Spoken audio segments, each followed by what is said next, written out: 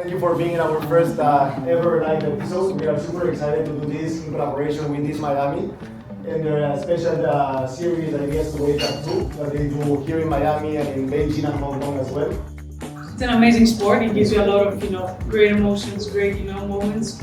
Sometimes some bad ones, but you just have to accept them and move forward. And the better you deal with them, the more forward you're gonna go. And just listen to your body more and listen to how you feel, better communicate, because this is something I also have kind of a mission, still learning to communicate with the team, to express yourself, how you feel.